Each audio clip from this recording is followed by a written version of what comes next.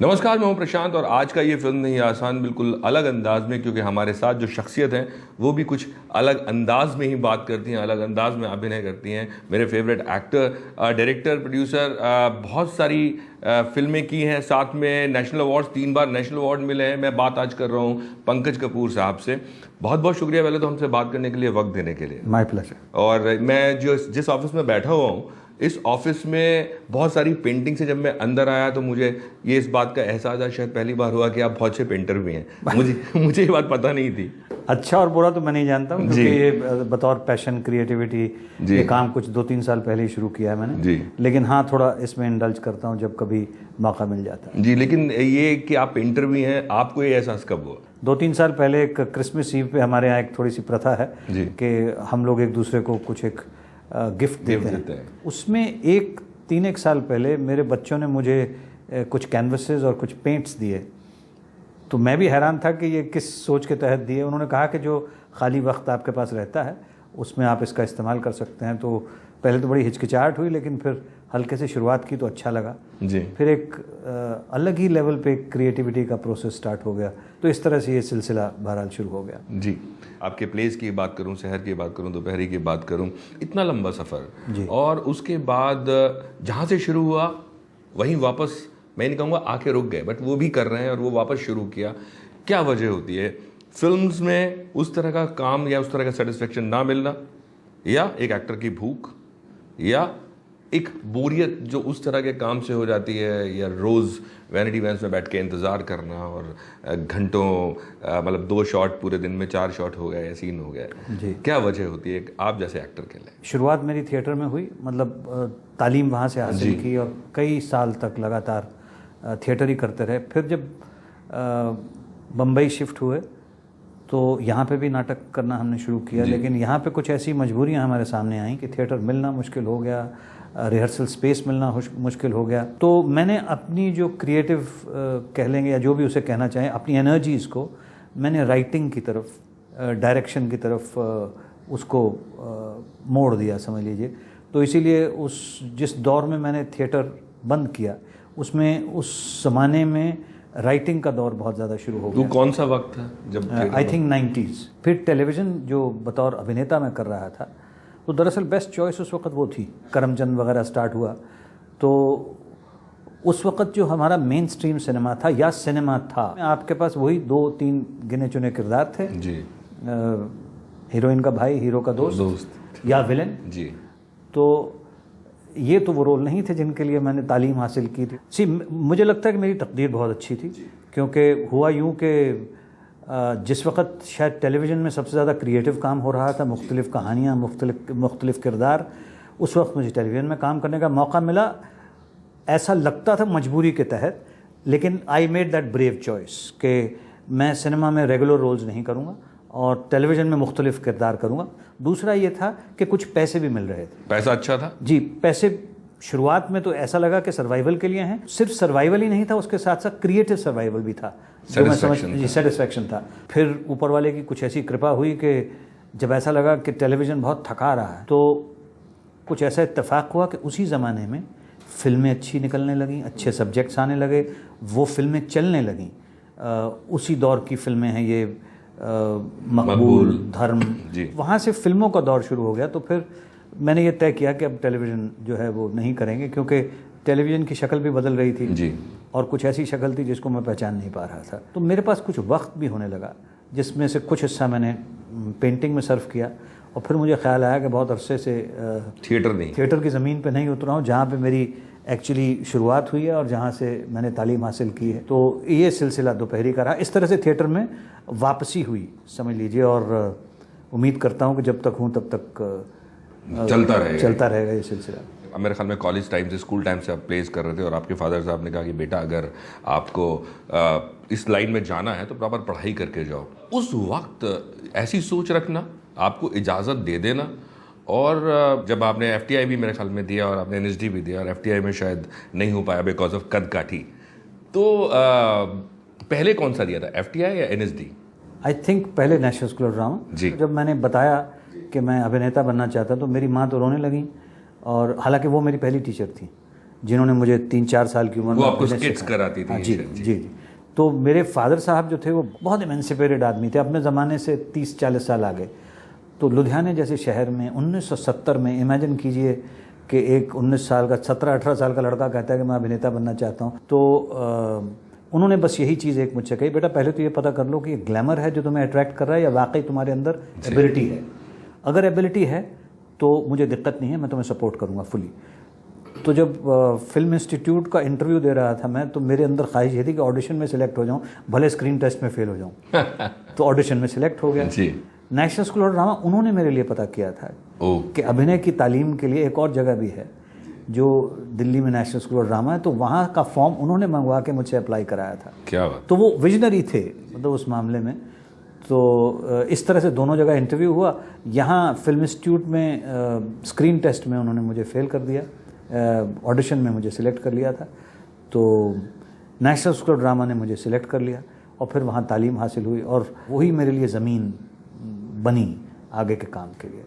माँ जो है वो रोने लगी जी। वो उनको रोना क्यों आया? उनको रोना यह है कि उस वक्त अभिनेता बनने का तो कोई सवाल ही नहीं था। मिडिल क्लास का लड़का भाई इंजीनियर बनेगा, ये इधर डॉक्टर बनेगा या फोर्सेस में जाएगा या तो अभिनय करने जा रहा। और मैंने ये भी कहा था मैं भाग के चला जाऊँगा। अच्छा, अगर नहीं आपने जाने दिया तो उन्होंने, तो उसमें मेरे फादर जो थे उनकी बहुत बहुत बड़ी भूमिका है। उन्होंने मुझे जो मैं करना चाहता था वो करने भी दिया और वाकई उनकी इस बात ने मेरे लिए तो बहुत बड़ा काम किया। मैं 19 बरस का था जब मैंने नेशनल किया और 22 में पास आउट भी कर गया। पैसा भी इम्पोर्टेंट होता जी, है जी। तो मीडियम चाहे थिएटर में पैसा नहीं है, टेलीविजन में है, फिल्म में है, तो उस वक्त कहीं पैसे की किल्लत या पैसे के लिए जद्दोजहद थी या आपको पैसे की वजह से आपको मूव करना पड़ा हो, कुछ काम करने पड़े? एक बात मैं ज़रूर कहूँगा, करमचंद मैंने डेफिनेटली पैसे की वजह से किया था। हाँ, पहले आपने मना कर दिया? पहले मैंने मना कर दिया था, लेकिन बाद में जब मुझे पता चला कि बैंक में 500 रुपये हैं और बम्बई शहर में रह रहा हूँ तो सर्वाइवल कैसे होगा, तो मैंने कहा चलो ट्राई करके देखते हैं इस मीडियम को भी। और इत्तफाकन वो कुछ ऐसा हो गया कि पॉपुलर भी हो गया और लोगों में आपकी पहचान भी बन गई और उससे एक फिल्म और टेलीविज़न के अंदर का सिलसिला शुरू हो गया। कहीं ना कहीं जब आप करमचंद के बाद लोगों ने आपको अप्रोच किया होगा काम के लिए मना करना, कई बार ये इंडस्ट्री उसको बतौर घमंड या बतौर एक एटीट्यूड भी ले लेती है जी। वो उसका सामना आपको करना पड़ा? आज भी करना पड़ रहा है। आज भी करना पड़ रहा है? अब तो खैर सिलसिला बहुत बदल गया है। आप 80s की सोचिए, जब एक नया एक्टर ठीक है स्कूल ऑफ ड्रामा से ट्रेन होकर बम्बई आया है और वो कोई अगर उससे कहता है कि हम चाहते हैं तो हमारी फिल्म में रोल करो, वो कहता है स्क्रिप्ट, तो आपकी तरफ ऐसे देखते थे कि आप कौन हैं स्क्रिप्ट मांगने वाले? यहाँ तो हीरो स्क्रिप्ट नहीं मांगता, आप कौन हैं? उससे बहुत फ़र्क पड़ गया है। आज 30 साल बाद लोग स्क्रिप्ट लेके आते हैं। I think we have really moved ahead in terms of thinking कि फ़िल्म कैसे बनती है, कैसे बनना चाहिए। उस ज़माने में सब कुछ यहाँ होता था और कुछ कुछ होते होते फिल्म बन जाती थी। उसमें बहुत अच्छी फिल्में बनी, लेकिन मुझे ऐसा लगता है कि जो बहुत अच्छे लोगों ने काम किया उन लोगों की स्क्रिप्टें पहले से तैयार थी डेफिनेटली। और लेकिन 70% 80% फिल्में ऐसी बनती थी जिनमें लास्ट मिनट पे डायलॉग दिए जाना, लास्ट मिनट पे गरम गरम आ रहे हैं। ये तो कहावत थी। जी मैं उसमें यकीन नहीं रखता था। बट मुझे ये बताइए कि आपने कहा आपको फिल्म की तरफ नहीं जाना था। रेपेटरी के टाइम पे जब आपको गांधी के लिए आया इनविटेशन या कहिए आपने ऑडिशन दिया, आपका सिलेक्शन हुआ, तो वो क्यों आपने फिर डिसाइड किया कि मुझे गांधी करनी चाहिए? क्योंकि हमारे डायरेक्टर स्कूल ऑफ ड्रामा ने उस वक्त कहा कि ये national father of the nation पे पिक्चर बन रही है, तो हमारे लोगों में से जो भी सिलेक्ट होंगे नेशनल स्कूल ऑफ ड्रामा उन्हें परमिशन देगा कि वो काम करें। तो इसलिए हमने काम किया जी। इस काम की वजह से उन्होंने निकाल दिया। मुझे निकल जाने की वजह से how to survive, where to go, तो किसी ने बताया कि श्याम बेनेगल साहब एक फिल्म बना रहे हैं, ओम जी ने बताया था, ओम पुरी साहब, वो मेरे मित्र थे बहुत अच्छे। उन्होंने कहा कि भाई श्याम बेनेगल साहब फिल्म बना रहे हैं, आप मिल लीजिए। उनसे मिले, उन्होंने कहा आ जाओ। ऐसे फिल्म का एक्चुअली आरोहण ऐसे फिल्म का सिलसिला शुरू हुआ। उसके बाद भी हम 2 फिल्में करके ये और कहाँ से गुजर गया करके दिल्ली चले गए। वहाँ पे रुका हुआ फैसला नाटक किया, नाटक ही कर रहे थे। जाने भी दो यारो आ गई, उसके लिए भी क्योंकि लिखने वाले रंजीत कपूर और सतीश कौशिक थे, थिएटर के लोग थे, तो रोल के लिए बुला लिया गया। ऐसे वो सिलसिला शुरू हुआ, तो बनते बनता चला गया वो सिलसिला। जी। लेकिन गांधी में जब आप रोल कर रहे थे और फिर आपको मैंने सुना गांधी जी की जो डबिंग थी वो भी आपने की, तो वो कैसे हुआ? बम्बई में ही थे जब ये पता चला कि भाई इसकी डबिंग हो रही है, 200-250-300 लोगों को कहा वॉइस टेस्टिंग के लिए, तो मैं भी उस भीड़ में चला गया, मैंने भी अपनी आवाज़ दे दी। तो अगले दिन या तीसरे दिन मुझे बुला लिया गया, तो उन्होंने कहा कि भाई आप शॉर्टलिस्ट हुए हैं। तो मुझे रिचर्ड एटनबरा साहब ने कहा कि मैं क्योंकि हिंदी नहीं जानता हूँ, इसलिए मैं चाहता हूँ कि अंग्रेज़ी में आप मेरे लिए एक सीन डब करें। तो मैंने कहा जी ठीक है, और उन्होंने सबसे मुश्किल सीन गांधी जी का जो फिल्म गांधी जी की आवाज़ आपको बनना थी। हाँ जी। तो मैंने एक टेक किया और मैंने कहा कि भैया एक और करेंगे। उन्होंने कहा नहीं, I think it's fine, let me hear it.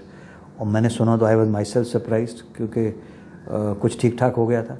And immediately ही said you are dubbing for Gandhi's film, Gandhi's voice. 11 घंटे रोज़ डबिंग करते थे हम लोग, पैसे भी हमने इतने से ही लिए, but the satisfaction was that Richard was very happy with the.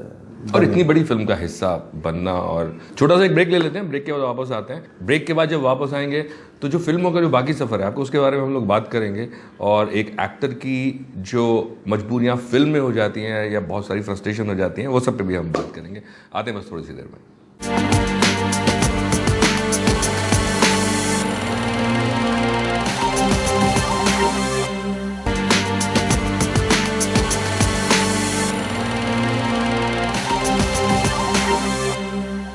Break के बाद एक बार फिर से हम वापस आ गए। हमारे साथ हैं वेटरन एक्टर पंकज कपूर साहब, और पंकज जी से हम लोग बात कर रहे हैं उनके लाइफ के बारे में, आपके सफ़र के बारे में, जो भी आपने कैरेक्टर्स किए हैं, चाहे हम धन की बात करें, बिजली मेट्रो की बिजली का बंडोला की बात करें, या हम लोग मकबूल की बात करें।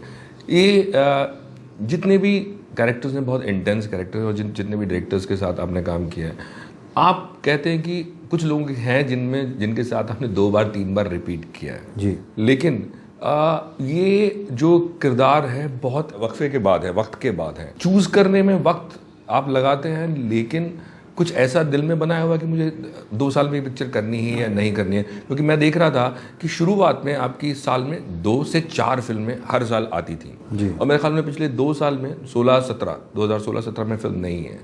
तो कहीं मिस करते हैं सिनेमा को? ऐसे मिस करता हूँ डेफिनेटली। मुझे तो बल्कि हैरानी होती है कि इतना काम करने के बाद भी अभी भी इतनी मुख्तलिफ स्क्रिप्टें होने के बाद भी काम क्यों नहीं आ रहा है। ऐसा नहीं है नहीं आ रहा है, आता है। नहीं, बिल्कुल आता है, क्योंकि मैं भी कुछ लोगों से मैंने सुना है कि जो स्क्रिप्ट्स आपके पास आती हैं बिल्कुल। और ऐसा नहीं है कि मैं सबको मना करता हूँ जी। कई बार ऐसा भी होता है कि कुछ स्क्रिप्टों को आप हाँ करते हैं, वो मटेरियलाइज नहीं हो पाती जी, प्रोडक्शन के लेवल पे, को एक्टर्स के लेवल पे। हाँ, मैं एक चीज़ में थोड़ा कमज़ोर हूँ जी। मैं बहुत पार्टियों में नहीं जाता, बहुत नेटवर्किंग नहीं करता, मैं सोशल मीडिया पे नहीं जाते, ये सब चीज़ें। मेरा फेसबुक पेज नहीं है, मैं ट्विटर नहीं करता हूँ, इंस्टाग्राम नहीं है। Not that I am not aware, but I don't want to get into this, because मुझे अच्छा लगता है यार। मैं अपना अभिनय करके यहाँ जब वापस आता हूँ और बैठ के शायद एक किताब पढ़ता हूँ या म्यूज़िक सुनता हूँ या कुछ लिखता हूँ, वो मेरा समय है, मेरा टाइम है। मैं कई बार, जैसे मेरा प्रिंसिपल है, मैं सुबह 10 बजे से पहले मोबाइल नहीं देखता जी। नहीं देख। मुझे ऐसा भी लगता है कि मेरी वो भी ख्वाहिश नहीं है कि हर रोज़ मेरे पास कुछ ना कुछ होना चाहिए और मैं 365 दिन महीने में सेट्स पे होना चाहिए, ऐसी मेरी ख्वाहिश नहीं है जी। मेरी ख्वाहिश सिर्फ यह है कि अच्छा काम करूं और मज़ा लेके काम करूं। शाहिद जो अपना काम फिल्मों में बदनाम आपने देखी होगी, कैसा लगा आपको उनका काम? आउटस्टैंडिंग, अच्छा लगा आपको? बहुत अच्छा काम। और अगर मैं जो रोल उनके पास था उस रोल में वैसा काम कर पाना बहुत मुश्किल है, और जिस कंस्ट्रेंट्स के साथ उन्होंने काम किया है, I really say very very good. Not because he's my son. Any other actor, if they had done it at the level at which he has done, I'd say the same thing. Direction पे आपने हाथ आजमाया, आगे direct करने का सोच रहे हैं, क्योंकि आप लिखते, मैं कह रहा 360 डिग्री आपको आती हैं चीज़ें। Thank you. आगे फिल्म का प्लान है, क्योंकि थिएटर में आप डायरेक्ट कर रहे हैं, थिएटर में आप एक्ट कर रहे हैं, फिल्म में आपने लिखी हैं आपने, तो आगे क्या प्लान है? डायरेक्ट करने का भी है, एक्ट करने का तो है ही जी, वो तो रहेगा। डायरेक्ट करने में सिर्फ एक हल्की सी दिक्कत है यार, मैं बहुत स्ट्रगल नहीं कर सकता हूँ। मतलब मेरे लिए मुमकिन नहीं है कि मैं अपना स्क्रिप्ट उठा के और प्रोडक्शन हाउसेस में घूमूं कि भाई ज़रा मेरा स्क्रिप्ट सुन लो, ज़रा देख लो। मगर उसकी एक फ़िज़िकल रियलिटी भी है कि जब तक उन लोगों को पता नहीं चलेगा तब तक वो कैसे हाँ या ना कहेंगे, ये भी मैं समझता हूँ। तो I think I am at a dilemma stage जहाँ पे मुझे इसका कोई तोड़ निकालना पड़ेगा। किसी और का स्क्रिप्ट हो वो भी आप करना चाहेंगे? नहीं, या खुद अपने ही? नहीं, I am open to the idea. अगर कोई बहुत अच्छा स्क्रिप्ट लाएगा, व्हाई नॉट, ज़रूर जी। मगर वो फिर मेरे लहजे का होना चाहिए, मतलब मेरी समझ में आना चाहिए। लहजे का भी नहीं कहूँगा, मेरी समझ में आना चाहिए कि हाँ हाँ यार ये फिल्म बननी चाहिए और शायद मैं इसमें कुछ बतौर डायरेक्टर कुछ कंट्रीब्यूट कर पाऊँगा। क्योंकि एक अच्छी खासी पढ़ाई थिएटर से आप करके आते हैं, और आज क्या पहले भी बहुत सारे ऐसे एक्टर्स थे जो बिना पढ़ाई किया है, जिसको मैं ऐसा मानता हूँ कि दो तरह के एक्टर अच्छे होते हैं, या तो स्पॉन्टेनियस जो कर दे, या जिसने बहुत सीखा हो, बीच वाले मुझे नहीं लगता जी। तो अभी जिस तरह के एक्टर्स आप इंडस्ट्री में देख रहे हैं, आपको लगता है कहीं ना कहीं वो जो ज़माना आप दौर में जिसमें आप आए थे, नसीर साहब, आप लोग, बहुत सारे एक्टर्स थे, उसी तरह के एक्टर्स आज आ रहे हैं बिना पढ़े भी, और यह आपको लगता है कि पढ़ाई ज़रूरी है उन लोगों के लिए भी जो लोग? देखिए पढ़ाई ज़रूरी के पीछे एक वजह है छोटी सी, थोड़े सिंबॉलिक है जी। एक नदी है, उसका एक बहाव है, और उसके बहाव में एक तेज़ी बढ़ती है तो आसपास की चीज़ों को बर्बाद कर देती है, लेकिन उसी नदी को अगर बांध दिया जाए तो बिजली पैदा हो सकती है। इतना फ़र्क है तालीम हासिल करने में। तालीम किसी स्कूल ऑफ ड्रामा में जाके हासिल करें ज़रूरी नहीं है, किसी के अंडर हासिल कर लें, किसी थिएटर ग्रुप के साथ लग के हासिल कर लें, चीज़ों को देख के हासिल कर लें, नो प्रॉब्लम्स। लेकिन एक प्रोसेस ऑफ एजुकेशन ज़रूरी इसलिए है कि अगर वाकई आपके अंदर मादा है और बेपनाह है तो उसको चैनलाइज करना बहुत आवश्यक है, अदरवाइज़ वो बिखर जाएगा। आपको हो सकता है 1 या 2 फिल्मों में अच्छा काम करने के बाद आपकी समझ में ये ना आए कि अब मुझे मेरी सक्सेस और मेरी काबिलियत को समेटना कैसे है और इसको आगे कैसे बढ़ाना है, उसके लिए तालीम ज़रूरी है। बहुत बहुत शुक्रिया हमसे बात करने के लिए, और मेरे ख्याल में जो भी आप बोल रहे हैं, जो आप करना चाहते हैं, अपने गोल की तरफ पहुंचना चाहते हैं, वो बिल्कुल पूरा हो। और बहुत बहुत शुक्रिया, एक बार फिर से आपको शुक्रिया बोलूँगा हमारे दर्शकों के साथ अपनी ज़िंदगी साझा करने के लिए। Thank you so much, thank you, धन्यवाद।